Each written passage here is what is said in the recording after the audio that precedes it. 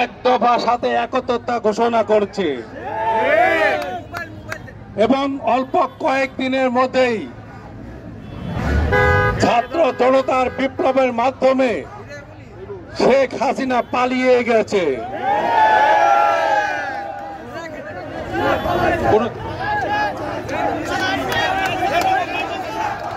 কোনো স্লোগান দিবেন না, কোনো স্লোগান দিবেন না।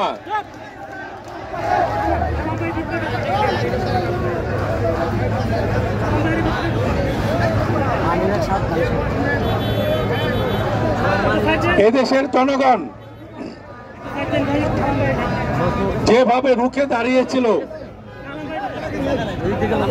শেখ হাসিনা সসম্মানে বিদায় নিবে সে সুযোগটাও পায়নি।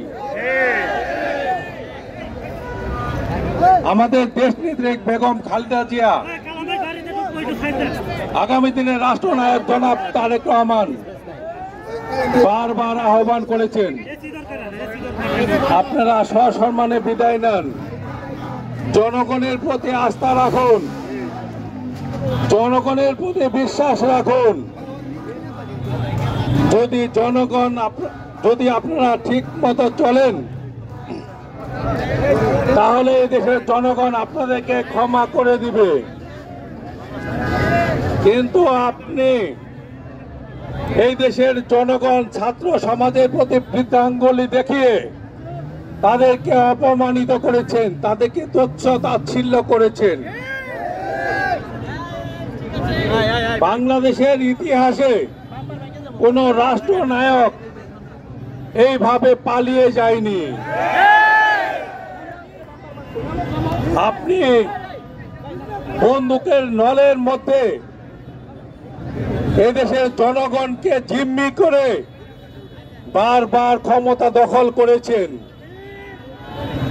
কিন্তু জনগণের এই রোষানলে পড়ে আপনাকে অন্ধকারের মধ্যে গোপনে পালিয়ে যেতে হচ্ছে। এদেশের জনগণ একটিও কিন্তু টের পায়নি উনি কখন পালিয়ে যাচ্ছে। আপনারা জানেন কখন পালিয়ে যাচ্ছে?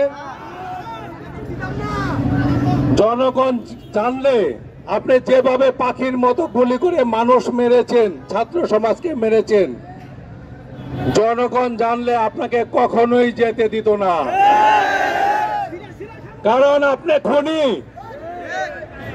আপনি এই দেশের ছাত্র সমাজকে খুন করেছেন, এদেশের জনগণকে খুন করেছেন, এদেশের মা বোনকে খুন করেছেন। জনগণ আপনাকে আটকে রেখে এই বাংলার মাটিতে আপনার বিচার করত।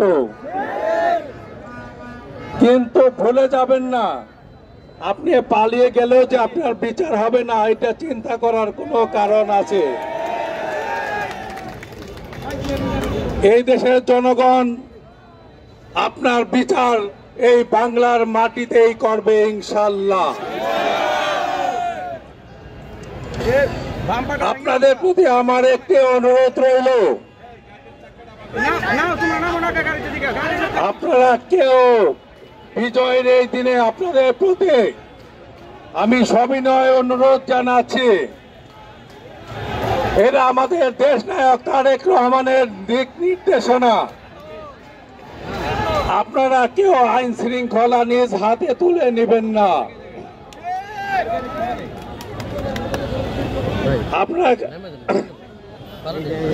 আপনারা আইন শৃঙ্খলা বাহিনীর সাথে কোন রকম অসৎ আচরণ করবেন না। আপনারা আর কেউ থানার দিকে থানা অভিমুখে রওনা দিবেন না। আপনারা কথা দিলেন তো আর যাবেন না?